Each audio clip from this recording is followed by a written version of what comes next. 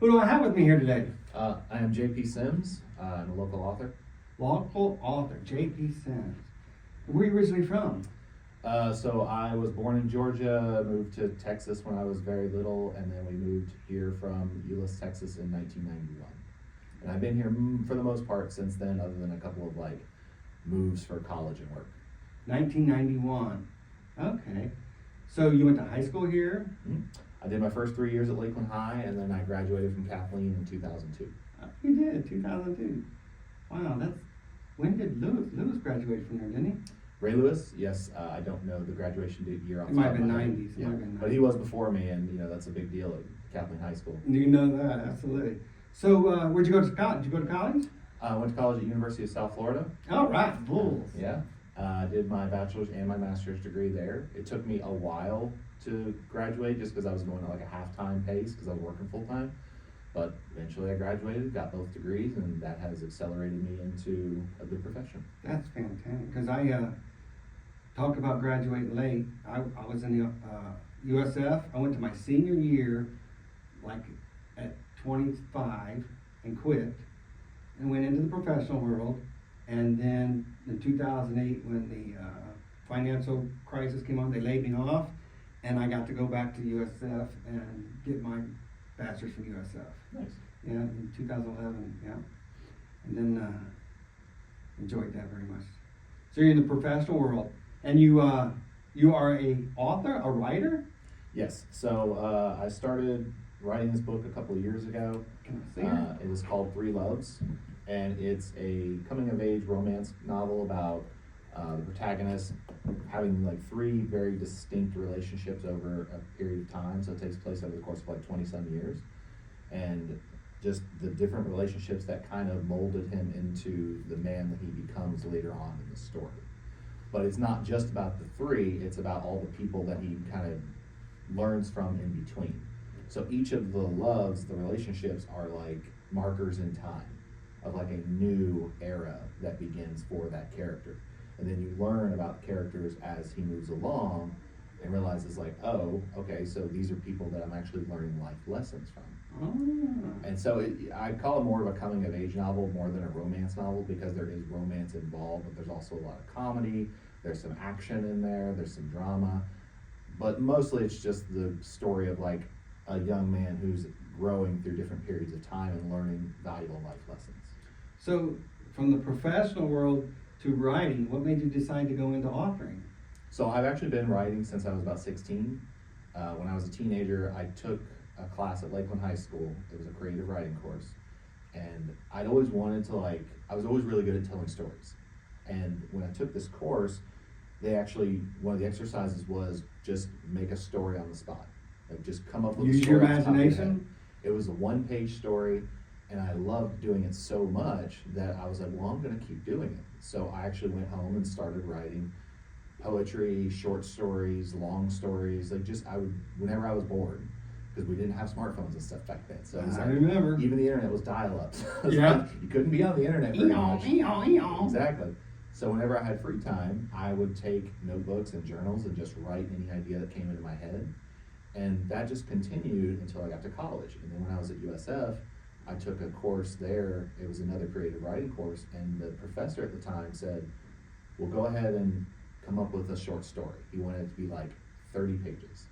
So it was a daunting task at the time, but it was one of our final projects. So I came up with this love story, and it was a romantic story. And he even said, he's well, it's very odd that a man would choose to write a romance story. And it's well, I'm kind of a gooey romantic at heart. We all got inside of us. Right. And so I wrote this 30-page story, and he straight up told me, he goes, JP, you wrote a really great story. He goes, this is something you could actually turn into a real novel. So I always kind of kept that in the back of my head, but then life gets in the way, and you graduate college, and you start your career, and you get married, and you have kids. And it's just one thing after another. I always loved writing in the back of my head, and I always wrote down any ideas that I came up with. I wrote down any poems that ever came to mind. So at my house, I have all these notebooks and journals that have all You kept it all? ideas. Yeah. Oh, that's awesome. So, and actually I have a funny story, because one of the first ones that I ever got was actually given to me by one of the characters I based on in the book. So she had given me this as a gift, and it was like one of the first times I ever had a journal in my hands that I could actually write my ideas in, other than just like scratch notepads. And so then that just kind of snowballed over the years of having all these ideas written down. And then in 2023, I was 38, about to be 39 years old. I'm 41 now. And it hit me like, I've been putting this off for a long time. Like It's always in the back of your head, roll. Yeah, it's that one of the things I've always wanted to do. Like, it was a life goal. I wanted to publish a novel.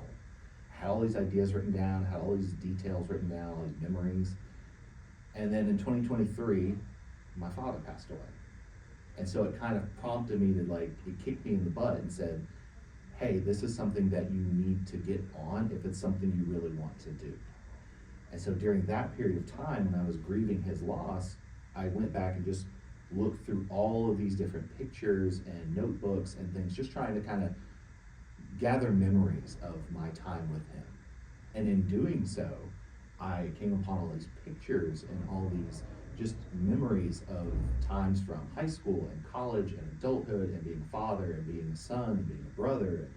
You know, you have all these different connections in life that oftentimes fade into the background because of life.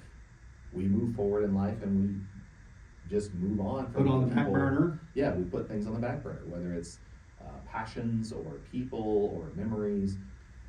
And it sucks, but it's just part of growing up. That's exactly right. And so in doing all of that, that's where I came upon this notebook that I had written. And again, that's one of the things that prompted me was I came upon this green journal that my friend Amber gave me as a gift in high school when I was 16 years old. And it was the first journal I ever got that I started writing ideas in. In fact, I wrote her a poem out of that journal. Tore the page out, gave it to her. Still has it to this day. You still in contact with her? Yeah, she's still one of my really good friends. Okay. We talk to each other on a semi-regular basis when we can, because, you know, obviously life is busy. We're both parents, we're both spouses. And so when we talk, it's really nice catching up. But she still has like this poem that I gave her from 25 years ago. And she was joking with me when the book came out. She's like, hey, I'm gonna try and find this poem again. That way I can have you sign it, and then hopefully it'll be worth something someday. I was like, well, if not for sentimental value, like, just hold on to it for that. But again, I went through all these notebooks and I realized, like, over all these years, I've been writing out my thoughts. I've been writing out anytime something significant would happen to me, I would go back and write it down. Almost looked like a diary. Yeah. And so then after my dad passed, I went back and I was looking at all these pictures, I was looking at all these notebooks, and I was like, there's a story in here somewhere. So this novel it's not a memoir. It's a very fictionalized retelling of like some moments that I had throughout my youth, whether it was in Texas, in Lakeland, in Tampa when I was at USF, just things like that. And that's what prompted me to want to do the story. Was when my father passed, it kicked me in the butt and said, if you're going to do this, do it. And it took me, like I said, about 2 years to actually write it. It was the summer before I turned 40 when I actually went through and finished like my first draft. And I went back and reread it and I thought, I don't like this.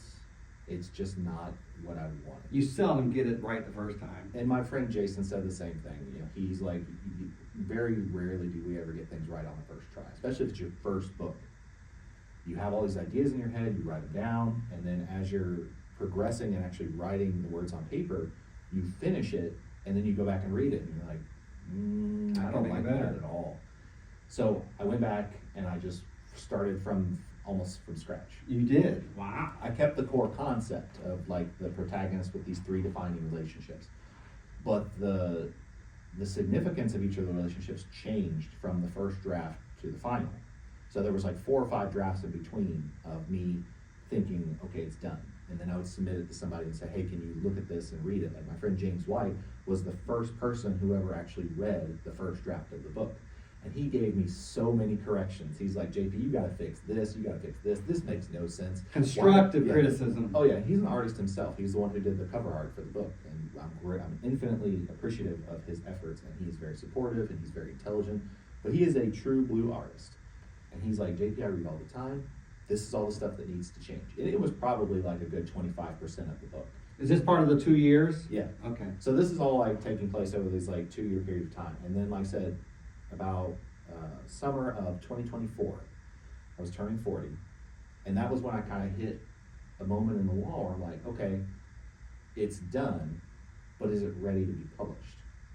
So I kind of put it on the back burner. Not because I was afraid of it putting it out there in the world, just because I wasn't 100% happy with that. I needed others' opinions on it. Be like, I need fresh eyes on it, essentially. Okay. So I had made all the corrections that James wanted me to make, and then I gave it to my wife Monica to read because I was like, she's one of the people that the character is based on. I wanted her opinion on it. And she just was, and she'd tell you this if she was in the room, she was terrified to read it because she's like, oh my God, what is he putting in this book about me? Because she's a very private person. And that's perfectly fine. But every single story that I told in there, again, it's fiction, and it's not true to life. So just for example, if like my prom isn't part of it, so like my actual senior prom is part of the story, a lot of it is changed from what actually happened. Again, because it's a fictionalized Loosely. version. Right. I used the prom as a foundation for the story setting, but the events that unfold were nowhere near what actually happens in reality. So a lot of my friends have read this book and they're just like, oh my God, JP, did this actually happen? No. The majority of it did not happen. And even sometimes I'll get comments like, well, that's not how I remember it. Well, yeah, of course that's not how you remember it. It's like, I remember how it actually happened, but it made more sense for the flow of a narrative, or it made more sense for the sake of just keeping everything tight, of changing these things enough to where it's fiction. And again, I've had a lot of people be like, is this like a hidden memoir? No, it's not a hidden memoir. But you know you're good. When people are seeing it as something that really happened, they miss it or something like that, you know you're doing Right. good. My best friend Seth, who I based the character Brad on in the book, he and I have been friends since we were in second grade. So like I moved here from Texas in 1991, started second grade at Southwest Elementary, and he and I and our other friend Chad became like best friends. And the three of us were best friends all the way through elementary school.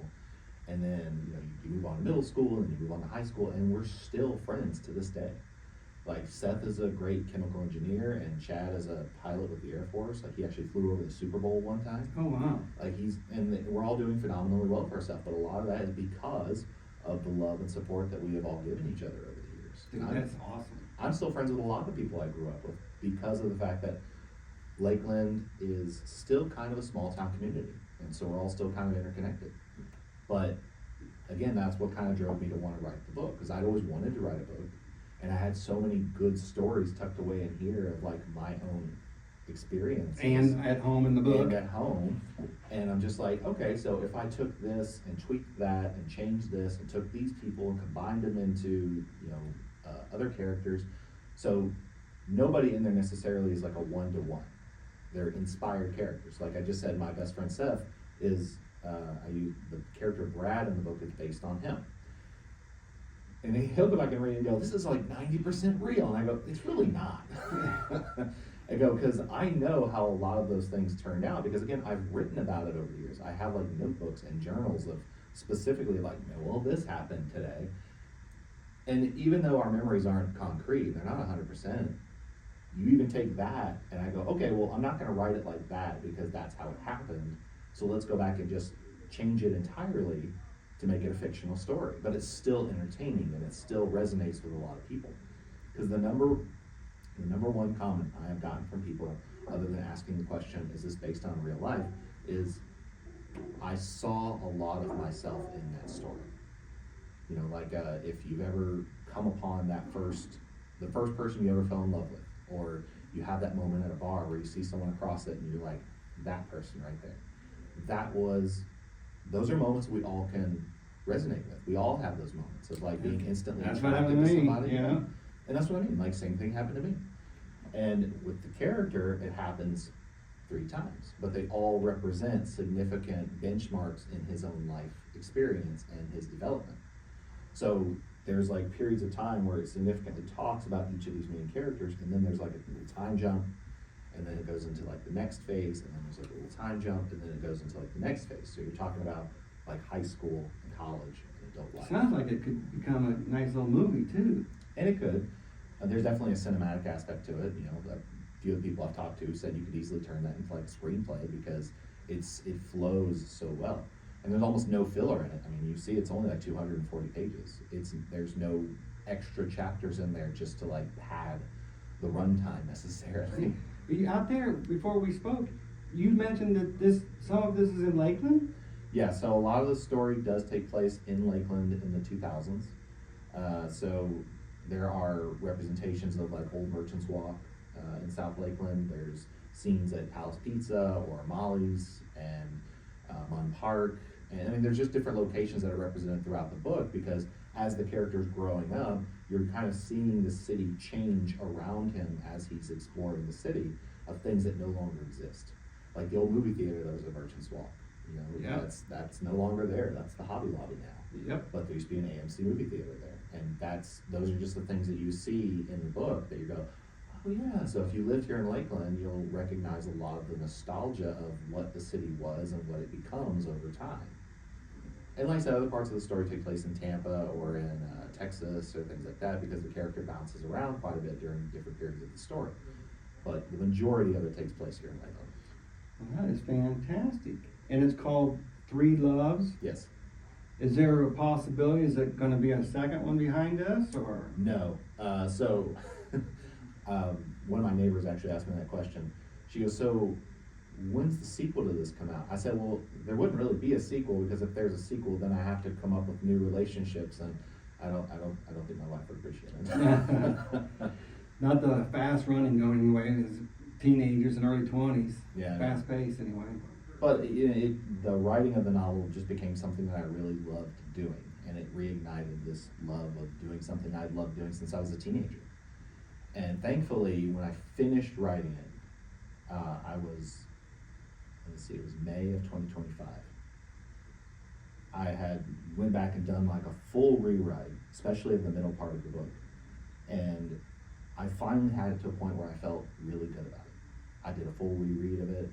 I thought it flowed really well. I was very happy with it. And my friend James, the one who read it before, he goes, you know, art is never truly finished. It's just abandoned. You know, that's something that I guess Leonardo da Vinci said at one point.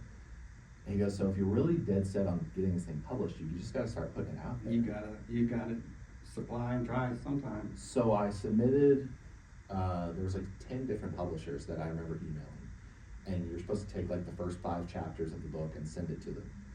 Well, I heard back from almost all of them within a month or two, and they were just kind of like, well, this isn't really what we're looking for. It's not really kind of what we're aiming towards. And so, okay. But then my friend Jason, another Lakeland native, started his own publishing company called Black Spiral Press. And Jason has been an established author for over 20 years. He's from Lakeland. We've known each other since we were kids in high school. And we had a lot of mutual friends, and we just know each other for a long time. And I've always enjoyed his novels. He's got 4 or 5 of them, and they're all horror type novels. So if you like horror novels, he's definitely one to check out. But he'd been an established author for a long time, so I valued and respected his opinion. So I said, well, if I'm serious about this, I'm going to give him a copy. So I sent him a copy. It was just a PDF that I sent to him through Facebook Messenger. I said, hey, start reading the story. Tell me if it's any good, because so far I haven't had a lot of luck with getting responses. Why wouldn't you do that from the first? I'm new to this whole thing. Okay. I didn't think about that. Like, I knew that he was a publisher. I knew he was an author. But I didn't want to just immediately go the route of, oh, well, I don't want to ask one of my friends for a favor. Sure. I didn't want to go that route. It's like, if I'm going to do this, I wanted to try and make it seem legitimate. A third party, random company would read it and be like, that's a story that Sometimes I publish. your friends won't tell you the truth either. Right. But again, he's a very candid, professional person, so his opinion mattered a lot to me because he's done this for so long. So finally, I sent him the PDF, and he read it within a month or so. He came into town August of 2025. I sent it to him because I told him about it beforehand. I said, hey, is this something you'd be interested in reading? And he straight up was like, that's not typically a genre that I'm ever interested in. Like, he loves the horror genres and such, and the classics. And he started reading it, and like a month later, he goes, JP, we need to publish this. Because this is a phenomenal story. Like, I need to just get this out there into the world. And I said, are you sure? He goes, yeah, it hits every beat. It's funny, it's romantic, it's nostalgic, it's got action, it's got drama. He goes, you laugh, you're crying. He goes, there's so much emotional depth, and all the characters are emotionally driven, and it's very well developed. that you believe that each of these characters are real people. They're all fleshed out, they're all very deep and complex. And the original flaw that I saw in the book, he actually saw it as a strength, in that there's not a lot of novels out there written by men that are romantic in nature. Because there's just not. Like, a man writing a lot of romance novels is not really a thing. And I said, okay, so that kind of became the niche of just, that's your thing. So he took it and he did another round of edits on it, which was all mostly just grammatical and spelling and punctuation, things like that. He's like, but the story works. He goes, but I need you to cut out this section, but then add in this section. Cut out this and add this. He's like, expand on this character because it makes it flow better. So by November of last year, we finally had it done. And he goes, okay, sit on it, let it breathe for a little bit. Then we did the cover art, so that's when we went to James and we're like, James, can you do the cover art for us? And he goes, well, when you're doing cover art, you either want something that pops to sell, or you want something that's a visual representation of a pivotal moment in the book. And I said, well, these are like several of the pivotal moments in the story. He goes, well, which one do you think would best reflect the artistic vision on the cover? And I said, well, so I narrowed it down to 2. So there's that and another scene. And he goes, honestly, the idea of the main character sitting alone on a beach under a full moon provokes like this thought of, well, why is he sitting under the full moon? Like, what happens to get him to that point? And again, he did such a good job. Like, that's hand drawn. That's hand drawn? Yeah. Wow. So like, that's not AI or any of that. That's, he drew that, and he actually signed his name right here in the moon. How be doggone? Because he does that. Oh with yeah. all his art. Yeah. And I didn't even catch that until after the book was published. And I was looking at the cover and I go, James, did you sign your name on the cover art? He goes, yeah, I did. Yep. But then it was really funny because after we had the final draft, we had everything ready to go. We had the cover art, everything had been formatted, everything had been edited, it was ready to go.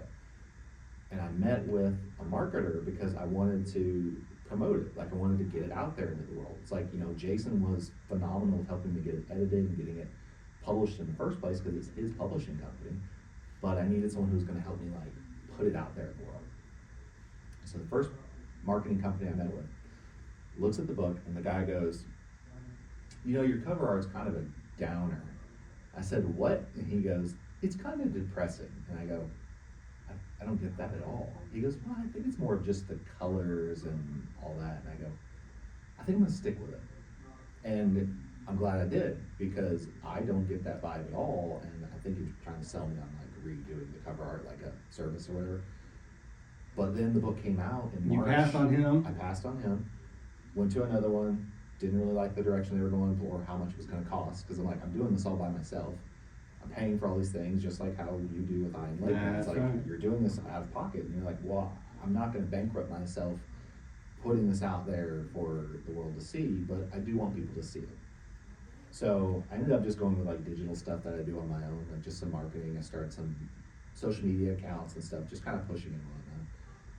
But then when I had the release day back in March of this year, Swan Brewing was courteous enough to let us have a space there. Dan over there? Yeah, and they were extremely helpful, and I'm eternally grateful for the fact that they just were like, here's a spot. Take this space, sell your book, promote it however you want to, tag us online. They even had like live music there, and they had a food truck. He's got that one nice spot right there. That's the one. Dan, yeah. And I must have sold over 100 copies just that day. Wow. Because the community in Lakeland was so supportive, and I had a lot of friends and a lot of family, and they came out just in by the dozens, and they were buying the book, and I was so grateful for that.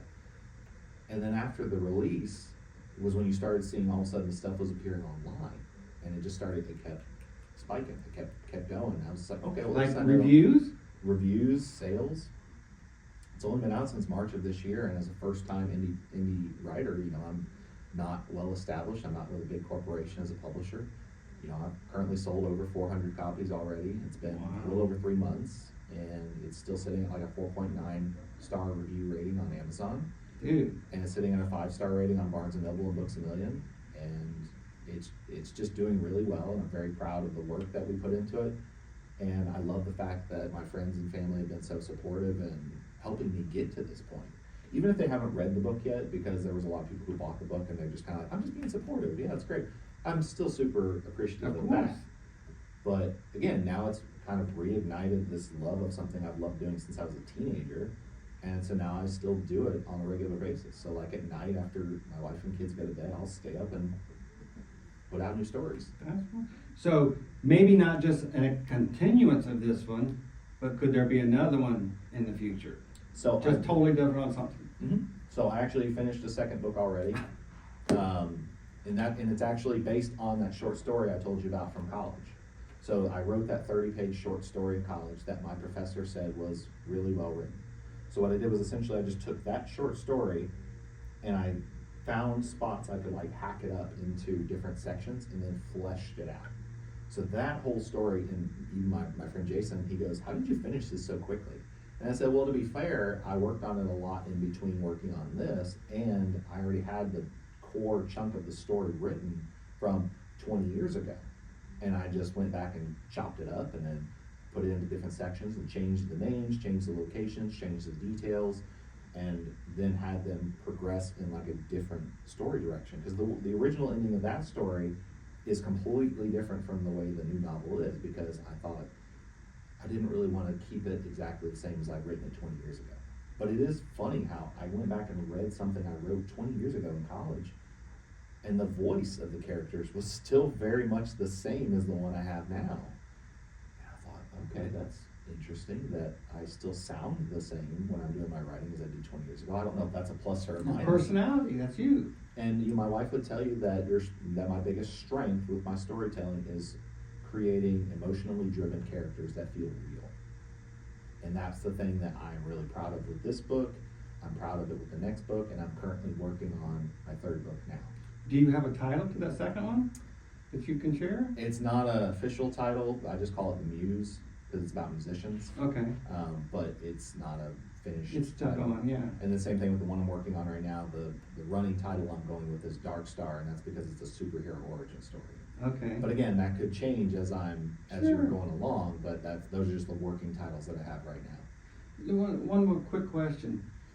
When you gave it to your friend, and he's a professor, I think Jason, when he came back to you, and he said, I need to change this, I need to change this, that feeling that you had had, I said, you were happy with it the way it was, and then someone else came in and changed it. How did that hit you? Like,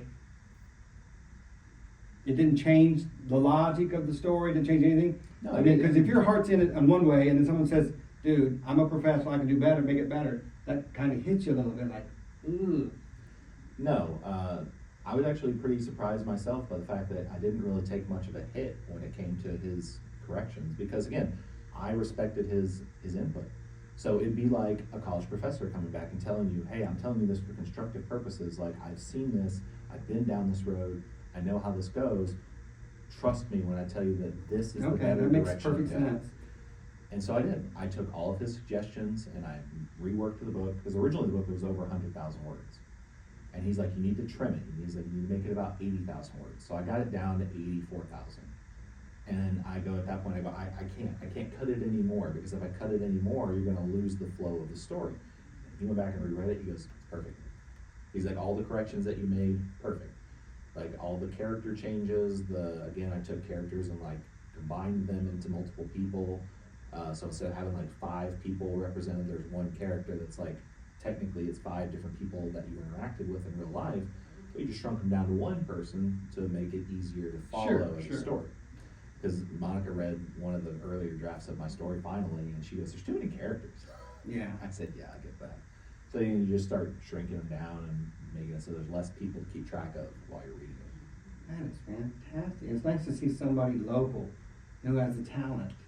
You know, we don't usually know everybody that's authors in our town, and to know that we're surrounded with talent, we just got to bring them out.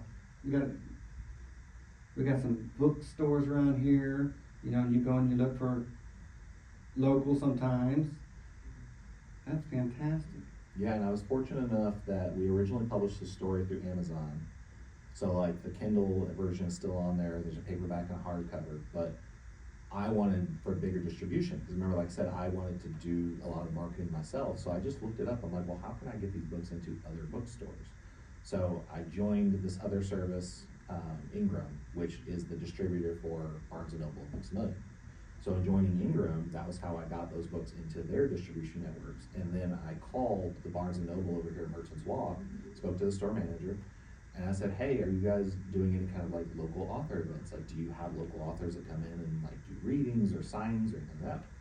And the gentleman I spoke to, I apologize, I'm slipping on his name right now as I'm thinking about it, but he was super helpful, he was very excited. He was like, absolutely, like, let's do a local author event. So July 25th of this month, I'll be there, it's a Saturday. I'll be at the Barnes & Noble at Merchants Walk. July Yep. 25th, 2026. 3 weeks from tomorrow. Okay. You're gonna be at the Merchants Walks, Barnes & Noble? Yep. Yep. And signing? I'll do signings, and if they want me to do a reading, I'll do a reading, that's perfectly fine, but I've done several other events already around town. I did Mitchell's Coffee House, I was at Hillcrest Coffee, and I just recently did one at Road Coffee. And all three of those locations were very great to work with. They all were very helpful as far as just trying to get me comfortable and making sure that I'm seen. And a lot of that's based on foot traffic, so like if there's not people at that moment in time that are coming in and out, they're not gonna see you. But then all of a sudden it's like, well, okay, now you've got a big event coming up with Barnes & Noble. And then I was telling you before, I signed up for the event with Vampire Penguin to try and do their indie author thing. I don't know if I'm actually part of that yet. But That's the new but I'm bookstore pretty that just opened recently. Yeah, it's like a coffee shop, shaved ice place. It's really cool. I went in there on Tuesday and I got a coffee, and I had never been in there before, and it just reminded me of something that like Edgar Allan Poe would love. And I thought it was really cool. It is. The interior of it was so well decorated, the staff was super nice and very helpful. So I'm looking forward to that if I do get chosen to be part of that event. That's fine. I haven't made it over there yet. I knew that they opened, I just haven't made the run yet. Yeah, and I have a lot of friends that have been there and they loved it. And again, like my wife went over there just recently with one of her girlfriends and was like, yeah, this place is really cool. And so finally I went over there and checked it out. I go, yeah, this place is really nice. I like this. But again, I love supporting local businesses. Absolutely. So that's why I'm reaching out to all these like local coffee shops. Like Mitchell's is an establishment here in Lakeland. And so that was like the first one I reached out to after my opening day of my book. And I was like, hey, can I do a book signing here? Dan and Sandra? Yeah, and that one went really well. And then I went to Hillcrest Coffee, and then that one was okay. And then I went to Road Coffee, and that one was okay. And so That's how it happens, dude. That's Yeah. how it happens. I've just been trying to work the circuit and get around and get exposure on my book. Because for me, it's not about the money, it's about just people enjoying and appreciating something that I created. That's right. And even if they read it and they don't like it, that's perfectly fine. I can accept that. Again, I've been mentally and emotionally prepared for this from my friend James from the get-go, saying, okay, if you're gonna put this out there, you're gonna have to expect that there's gonna be a portion of people who don't like it. And he goes, and you're just gonna have to live with that. Yeah. Because again, he's been an artist for many years, and he's like, he's put out paintings and he's put out all these different types of art. Sometimes they're loved and sometimes they're not. He goes, but art is subjective. So it's, Nobody has ever put out a work that didn't have somebody that didn't like it. yeah, I mean, Period. even classic American authors That's right. have people that are like, well, I don't understand why this is so popular. But my wife Monica, she equates the story to kind of like a Forrest Gump type story, where it's a coming of age type story. You follow him from a very young age through an older period of time, and it takes place over like 20 some years, and he grows throughout the books. Like each moment that you catch up to him, you're like, oh, he's living through this life event, and obviously not as significant as something as like what Forrest Gump went through. But that type of story where there's just like each chapter is a significant event that occurs in his life. So there are no filler chapters. Every chapter flows as a entertaining. just entertaining narrative. You know, that's a good point to bring up. That people who are reading art, per se your book, Mhm. they themselves are at different stages of life.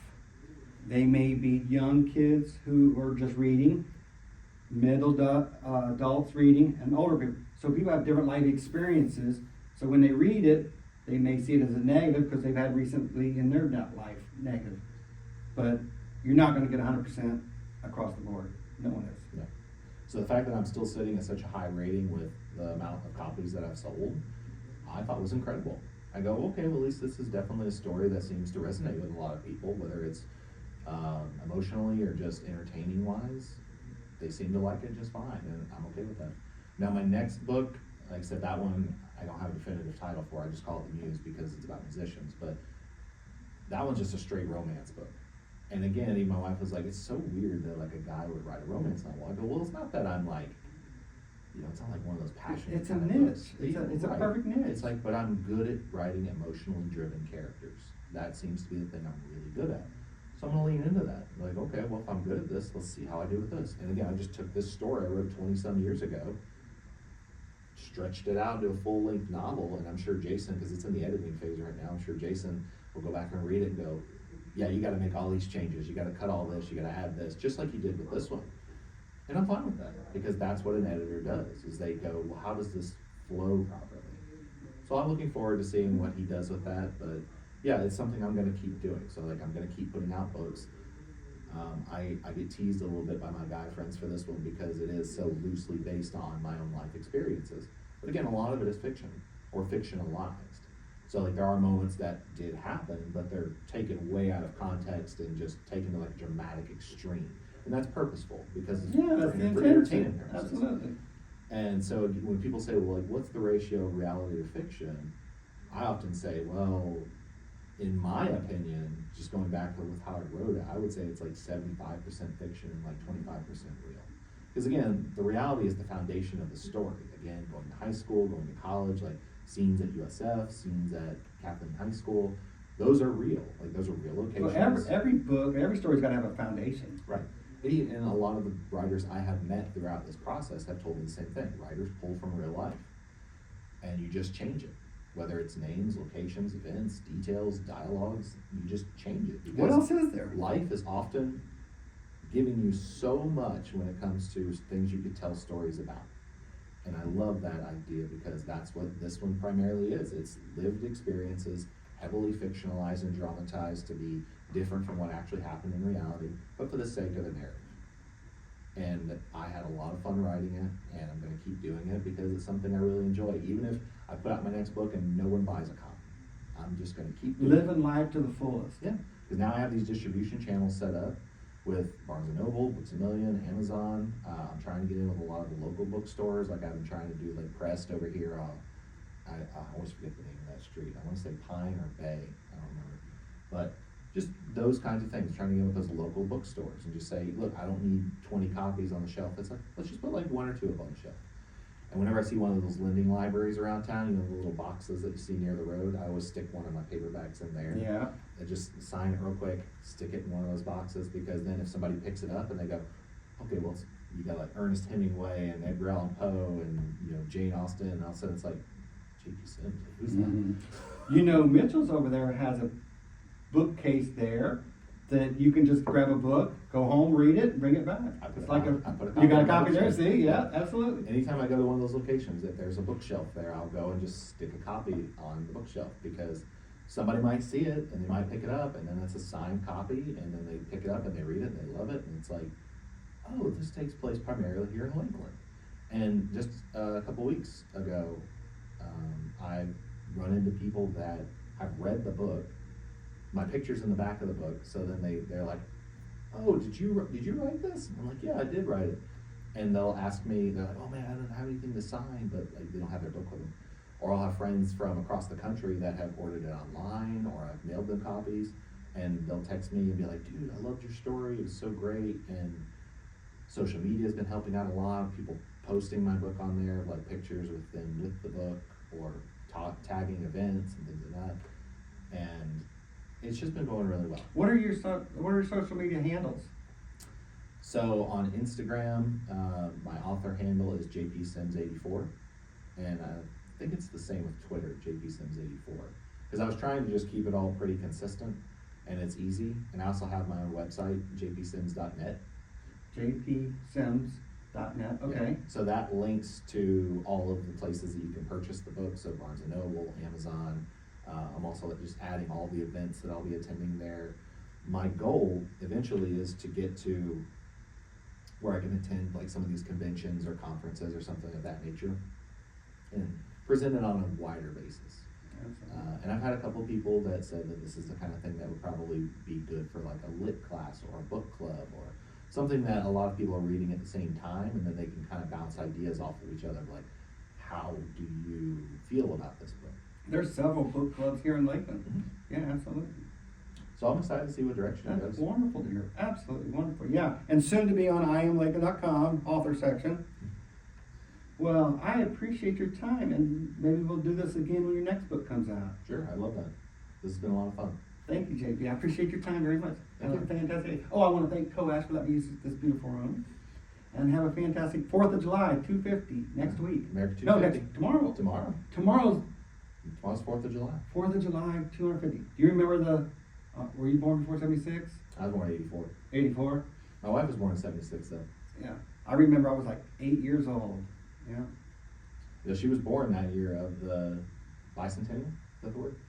Yeah, so she was born that year. But she didn't remember, she was a baby. Yeah. Happy birthday, America.